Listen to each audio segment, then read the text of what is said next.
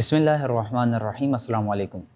حضرت امام محمد باقر علیہ السلام مسلمانوں کے 5ویں امام، فرزند رسول، یکم رجب المرجب سن 57 ہجری قمری کو مدینہ منورہ میں پیدا ہوئے۔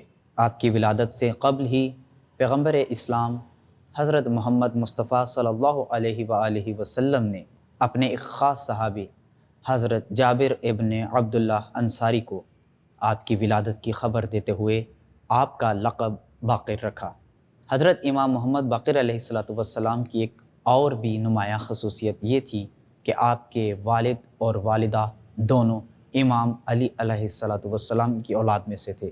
آپ کے والد امام علی ابن الحسین زین العابدین اور آپ کی والدہ فاطمہ بنت حسن سلام اللہ علیہ تھی۔ آپ نے اپنے والد بزرگوار امام علی ابن الحسین علیہ السلام کی شہادت کے بعد تقریباً 19 سال مسلمانوں کی امامت کی۔ آپ خاندان عصمت و طہارت کے 7ویں اور آسمان امامت و ولایت کے 5ویں امام تھے۔ امام محمد باقر علیہ السلام اور امام جعفر صادق علیہ السلام کے دور میں کچھ ایسے حالات و واقعات پیدا ہو گئے تھے کہ جن کی وجہ سے امام علیہ السلام کو تبلیغ دین کا موقع زیادہ ملا۔ کچھ ایسے حالات تھے کہ اموی حکومت کی بنیادیں کمزور پڑ گئی تھی، سیاسی صورتحال بہت زیادہ بگڑ چکی تھی، جس کی وجہ سے جس طرح باقی ائمہ کو خانہ نشین کر دیا گیا، اس طرح ان امام کو خانہ نشین کرنے کے لیے حاکمان وقت کو موقع نہیں ملا۔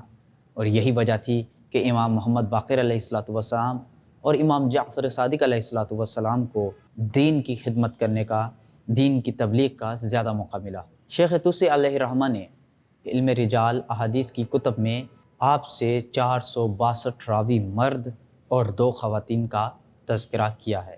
آپ نے علم و دانش کے وہ سرچشمے دریافت کیے کہ لوگ دور دراز سے آپ کے پاس علم کا فیض حاصل کرنے آتے تھے۔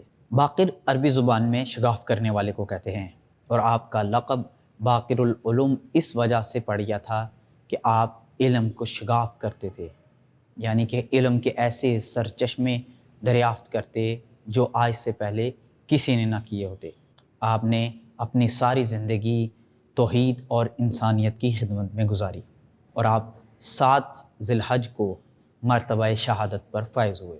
ناظرین، اگر ابھی تک آپ نے ہمارا چینل سبسکرائب نہیں کیا تو آپ سے التماس ہے کہ ہمارا چینل سبسکرائب کیجئے تاکہ مزید ویڈیو سے آپ مستفید ہو سکیں۔